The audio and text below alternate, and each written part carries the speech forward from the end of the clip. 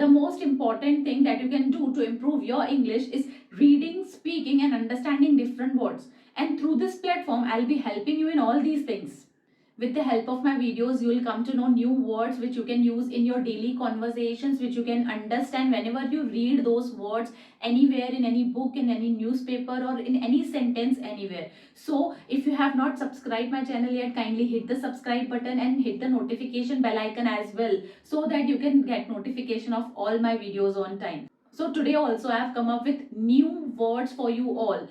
As you all know that we have breaking news about Sara today, and when I was going through that news, तो मुझे कुछ ऐसे words मिले जो मुझे लगा आपके साथ शेयर करने चाहिए. हमें पता होना जरूरी है उन words के बारे में कि उन words का meaning क्या है. कुछ कुछ words ऐसे हैं जिनका pronunciation क्या है वो हमें समझना जरूरी है, ताकि अगर वैसे words दोबारा कभी हमारे सामने आए तो हमें उनका meaning पता होना चाहिए. तो मैं आपसे वही न्यूज शेयर कर रही हूँ. उस न्यूज में जो वर्ड्स आए थे वो हम देखेंगे और समझेंगे कि उनका मीनिंग क्या है. So let us start with today's video. आज का जो हमारा हिंदुस्तान टाइम्स का न्यूज़ हेडलाइन है वो ये है, former WWE star Sarah Lee committed suicide, autopsy report confirms she had bruises on her body. तो इस हेडलाइन में ये जो वर्ड है ऑटोप्सी, ऑटोप्सी का मतलब है पोस्टमार्टम. ऑटोप्सी का मतलब है postmortem, an examination of dead body to find out the cause of the death, जिसमें ये फाइंड आउट किया जाता है कि अगर इंसान का डेथ हुआ है तो उसका रीज़न क्या है. तो पोस्टमार्टम का दूसरा वर्ड है ऑटोप्सी. ओके. सुसाइड, इसे सुसाइड बोला जाता है. सुसाइड का मतलब है खुद की लाइफ लेना, taking one's own life voluntarily and intentionally. Okay.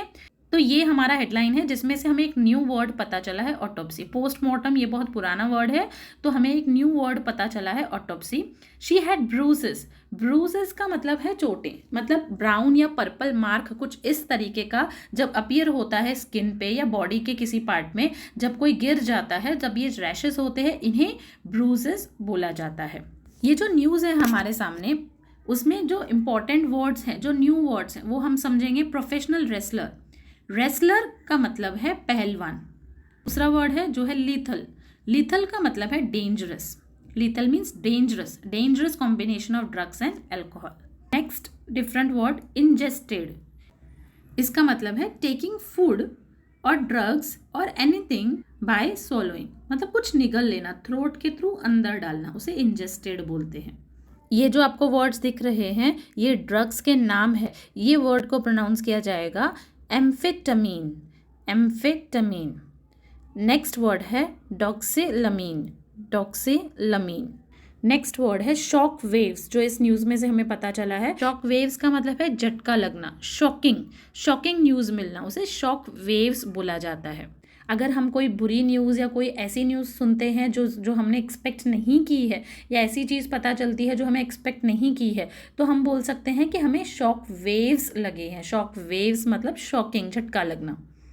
Condolences, it is an expression of how sorry you feel for somebody, जिसका कोई क्लोज वन का डेथ हो गया है, तो संवेदना.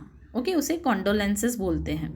अब्रेशन, एक स्किन का ऐसा डैमेज्ड एरिया जो किसी हार्ड या रफ चीज़ से रगड़ता है या धक्का लगता है, तो जो डैमेज्ड एरिया होता है उस एरिया को अब्रेशन बोला जाता है. जब हमारे स्किन का लेयर रब होता है और एक स्क्रैच छुड़ जाता है, उसे अब्रेशन बोला जाता है. ऐसे ही यूजफुल वीडियोस मैं आपके लिए लाती रहूंगी जहां पे आप न्यू वर्ड सीखेंगे. If you are a student from class 8 to till class 12, or you have any sibling who is studying in secondary or higher secondary or junior college, then you can share my channel to them, because it will be very much useful for them, because I'm going to cover entire syllabus of their textbook, as well as along with the textbook I'm going to cover writing skill and grammar also. Keep watching. Thank you so much for your valuable time.